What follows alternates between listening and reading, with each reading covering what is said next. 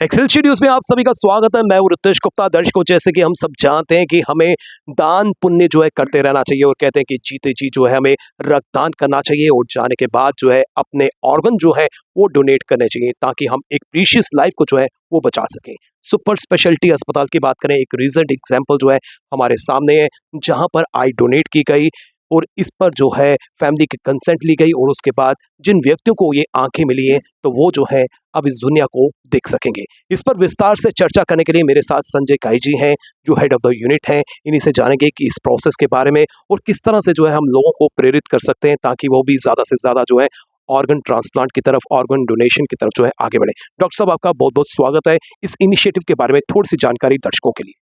देखिए, पहले तो मैं डेली एक्सरसाइज का धन्यवाद करना चाहता हूँ कि आप एक इतने अच्छे कॉज को प्रमोट कर रहे हैं। देखिए, ये जो आँखों का दान है, ये बहुत ही ज़रूरी दान है।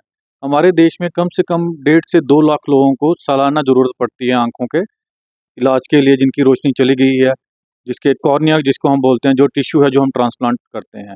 बट इसमें हमें दिक्कत ये आती है, जैसे कि बाकी ऑर्गन्स हैं, किडनी है, लीवर है, तो यहाँ हमें इसकी पूरी आपूर्ति नहीं हो पाती है। ओनली अबाउट 25,000 के करीब ही कॉर्निया जो है लगाने लायक हमें मिल रहे हैं सालाना हिंदुस्तान में।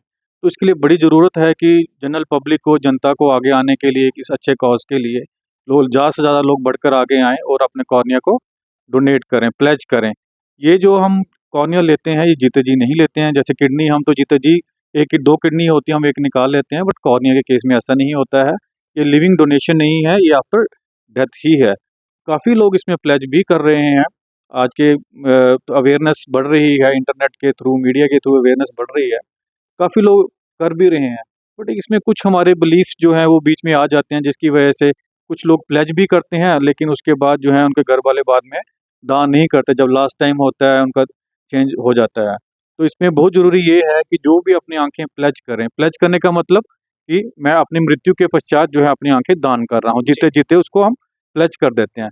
लेकिन हमें ये भी करना है, अपने घरवालों को भी जागरूक करना चाहिए, ताकि जब कभी ऐसा हादसा हो, अनफॉर्चुनेटली कभी ऐसा हो जाए, वो इतने जागरूक हों और वो इसमें मदद करें हॉस्पिटल की। डॉक्टर साहब, औपचारिकताएं क्या है, फॉर्मेलिटीज क्या है? अगर कोई अप्लाई करना चाहता है, डोनेट करना चाहता है, तो किस तरह से जो है वो अप्रोच कर सकता है? देखिए, इस आजकल तो बहुत सिंपल हो गया है प्रोसीजर। एक तो प्रोसीजर सिंपल ये है कि आप मेडिकल कॉलेज में आ सकते हैं और आई बैंक में वहाँ पे अपना आँखें डोनेट कर सकते हैं। आजकल तो वो भी इतना ज़रूरी नहीं रहा, आजकल तो लिंक हमारे पास अवेलेबल है, हम पेशेंट को लिंक दे देते हैं। आपने उसमें अपना डेटा फ़ीड करना है और जिससे आप ऑटोमेटिकली आप जो है आपका प्लेज हो जाती है। तो आप सिंपली वो लिंक ले सकते हैं, हम भी उसको एडवर्टाइज़ करते रहते हैं टाइम टू टाइम, तो वो आप उस लिंक पे जाके उसको वो कर सकते हैं। डॉक्टर साहब, क्या कोई भी व्यक्ति जो है डोनेट कर सकता है या इसके लिए भी जो है कुछ स्पेसिफिकेशन है या डिफरेंशिएट किया गया है कि ये कैटेगरी कर सकती है, ये कैटेगरी में जो व्यक्ति फॉल नहीं करते वो नहीं कर सकते? ये बहुत अच्छा सवाल है आपका, बहुत ज़रूरी सवाल है। देखिए, जहाँ तक ऐज का सवाल है, ऐज कोई लिमिट नहीं है इसके लिए। बस कुछ कंट्राइंडिकेशन इसकी ये हैं, जैसे कुछ इन्फेक्शियस डिज़ीज़ होती हैं, जो जैसे एक एचआईवी हो गई या हेपेटाइटिस सी हो गया, सिफिलिस हो गया, या कुछ मैलिग्नेंसीज़ हैं, बड़ी कम मैलिग्नेंसीज़ हैं, जिन केसेस में हम नहीं लेते हैं। उन केसेस में हम ये ट्रांसप्लांट इसलिए नहीं करते हैं, उसमें चांस ये रहता है कि एक व्यक्ति से दूसरे व्यक्ति को ये इन्फेक्शन जा सकती है। तो वो छोड़ के बाकी सभी व्यक्ति अपनी जो आँखें में है वो दान कर सकते हैं, उसके लिए कोई ऐसी कोई कंट्राइंडिकेशन नहीं है, कोई वैसा नहीं है। और जब भी हम लेते हैं, जब ऑर्गन लेते हैं, तो हमेशा पेशेंट का ब्लड सैंपल ज़रूर लेते हैं और उससे हम ये सुनिश्चित करते हैं कि जो मरने वाला व्यक्ति है, जो दान कर रहा है, क्या उसको कोई ऐसी बीमारी तो नहीं है कि जो जिसको हम ट्रांसप्लांट कर रहे हैं, जो रेसिपिएंट है उसको हो जाए। तो ये हम पूरी प्रिकॉशन लेते हैं, इसमें कोई घबराने की भी ज़रूरत नहीं है। बट एक जनरल है कि एज इज़ नो बार। बहुत लोगों में ये भ्रांति है कि शायद बहुत बूढ़े लोगों को नहीं हम यूज़ कर सकते हैं या दूसरे। और सिर्फ कॉर्निया ही नहीं है, कॉर्निया के अलावा आँख में और भी टिश्यू है जो इस्तेमाल होता है। तो जो अगर मान लो किसी का कॉर्निया अच्छा नहीं है, तो हम उसके बाकी हिस्सा जो आँख का वो भी यूज़ कर सकते हैं। डॉक्टर साहब, जब भी हम कोई ऑर्गन ट्रांसप्लांट करते हैं तो सक्सेस रेट कितनी रहती है, क्या रेशियो रहती है? देखो, ये बहुत अच्छा सवाल है।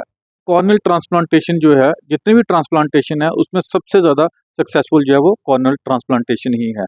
चाहे आप किडनी मान लीजिए, लीवर मान लीजिए, कोई भी ट्रांसप्लांटेशन है, उसमें सबसे ज़्यादा सक्सेसफुल रेट इसी का ही है और ये चीप भी है।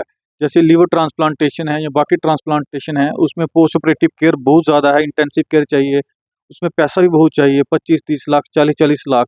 तो कॉर्नियल ट्रांसप्लांटेशन में इतना पैसा नहीं लगता है, सिर्फ लगता है तो एक गुड कॉज के लिए एक पेशेंट के डोनर्स की विल चाहिए बस। बाकी इसमें कोई ज़्यादा इश्यूज नहीं आते हैं। और ज़्यादा से ज़्यादा पब्लिक आए और अपनी आंखें दान करें तो हम बिल्कुल और ज़्यादा ट्रांसप्लांटेशन कर सकते हैं और ज़्यादा लोगों को इसका बेनिफिट दे सकते हैं। रिसेंट केस जो हमें सुपर स्पेशलिटी अस्पताल में देखने को मिला, इसके बारे में थोड़ी सी जानकारी दर्शकों के लिए जानना चाहूँगा। किस तरह से जो है इनकी फैमिली मेंबर्स को मोटिवेट किया गया ताकि ज़्यादा से ज़्यादा लोग जो है वो भी मोटिवेट हो सकें? देखिए, ये एक यंग पेशेंट था जो सुपर स्पेशलिटी हॉस्पिटल में था और काफ़ी देर से वहाँ पे था। रोड ट्रैफिक एक्सीडेंट का ये पेशेंट था और वहाँ आईसीयू में था काफ़ी देर से और वहाँ इसका ट्रीटमेंट चल रहा था, बट अनफॉर्चुनेटली उसकी डेथ हो गई है। इसमें हमारे सोटो की टीम ने, जो हमारे स्टेट ऑर्गन ट्रांसप्लांटेशन की टीम है, उनका मैं यहाँ योगदान, बहुत बहुमूल्य योगदान है उनका। उनकी टीम जो है ऐसे आजकल ये उनका ही दायित्व है ज़्यादातर कि वो जाते हैं और मोटिवेट करते रहते हैं। जैसे कि एक नया प्रोग्राम शुरू हुआ, हॉस्पिटल कॉर्निया रिट्रीवल प्रोग्राम। इसका सक्सेस रेट बड़ी स्टडीज ने बताया है कि अगर हॉस्पिटल में ही लोगों को मोटिवेट किया जाए तो वहाँ डोनेशन के ज़्यादा चांसेस रहते हैं। तो उसके तहत हमारी सोटू की टीम है, वो भी लगी रहती है टाइम टू टाइम। जैसे हमें पता चलता है आईसीयू में पेशेंट है, काफ़ी सिक है, इसके बचने के चांसेस कम है, तो वो धीरे धीरे अटेंडेंट को थोड़ा सा उनकी काउंसलिंग करना शुरू कर देते हैं। उनके अपने काउंसलर हैं और वो उनको काउंसल करते हैं ताकि जब अगर अनफॉर्चुनेटली कभी ऐसा होता है तो वो उनको दान देने के लिए। और इस केस में भी ऐसा ही हुआ है। सोटो की टीम पहले से ही उनके संपर्क में थी, वहाँ के मेडिकल सुपरटेंडेंट, सोटो की टीम उनके संपर्क में थी, उनको पहले ही मोटिवेट किया गया है इसमें। और जैसे किसी कारणवश जब उनकी मृत्यु हुई तो फिर उन्होंने ये दान किया है। डॉक्टर साहब, मैं ये भी जानना चाहता हूँ, जो लोग डोनेट करना चाहते हैं तो क्या प्रायोरिटी रहती है, किस पेशेंट को जो है जो डोनेट किए हुए ऑर्गन है वो दिए जाते हैं?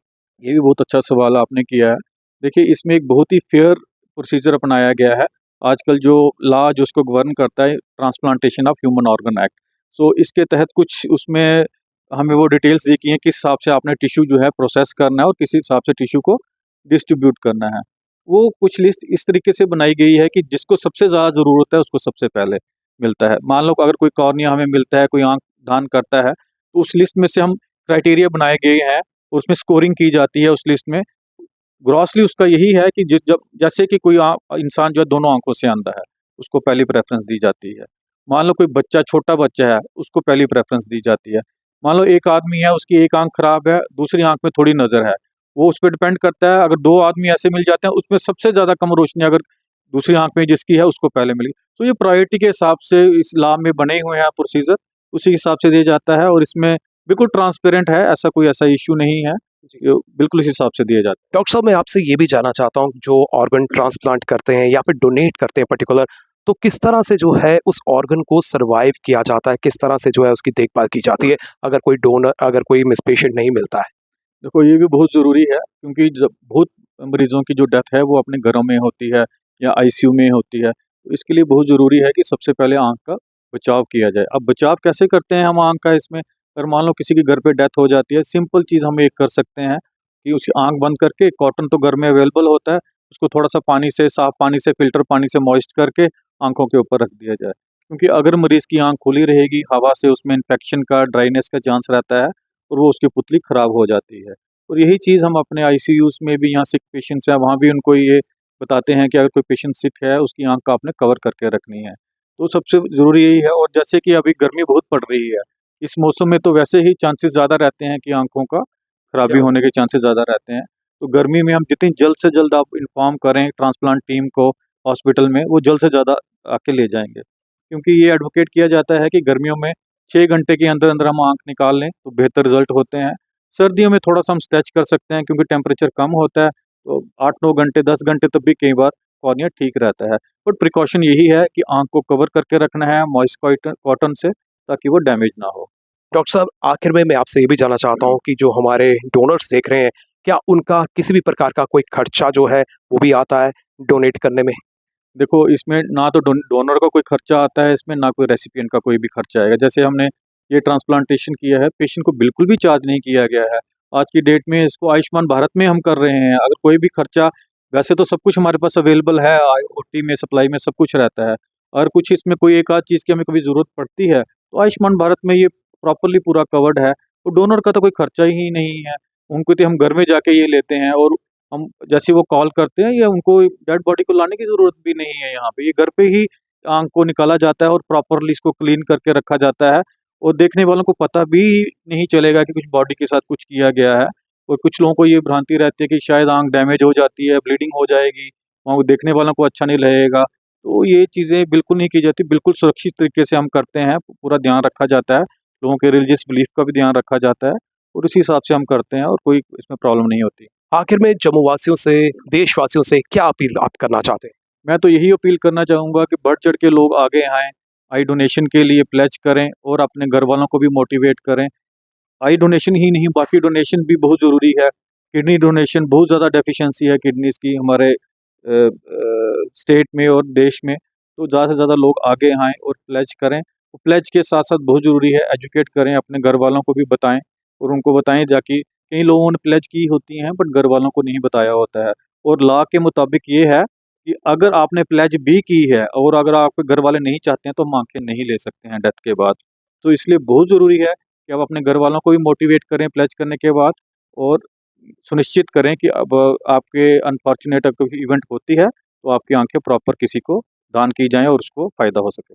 बहुत बहुत शुक्रिया डॉक्टर साहब, आपने हमें समय दिया। जिस तरह से किसी भी तरह के ऑर्गन की बात करें, किसी भी तरह के अगर रक्त की बात करें, हमें समय समय पर जो है रक्तदान करना चाहिए और जाने के बाद हमें ज़रूर जो है टिश्यू दान या फिर ऑर्गन दान करना चाहिए, ताकि हम जिस तरह से कार्यक्रम की शुरुआत में भी हमने कहा कि हम प्रीशियस लाइफ को बचा सकें, एक प्रीशियस लाइफ को एक और लाइफ जो है वो हमारे द्वारा जो है वो दी जा सके। इसलिए हम सबको प्लेज करना चाहिए जिस तरह से डॉक्टर साहब ने भी कहा, और उसके बाद अपने फैमिली मेंबर्स को भी जो है उसके लिए मोटिवेट करना चाहिए, ताकि हमारे जाने के बाद हम लोगों ने जो प्लेज की है उसको फुलफिल करने में हमारे फैमिली मेंबर्स जो हैं वो अपना रोल प्ले करें। फिलहाल नितिन कनोत्रा और मुझे यानी कि रितेश गुप्ता को दीजिए इजाजत और आप देखते रहें एक्सेलशियर न्यूज।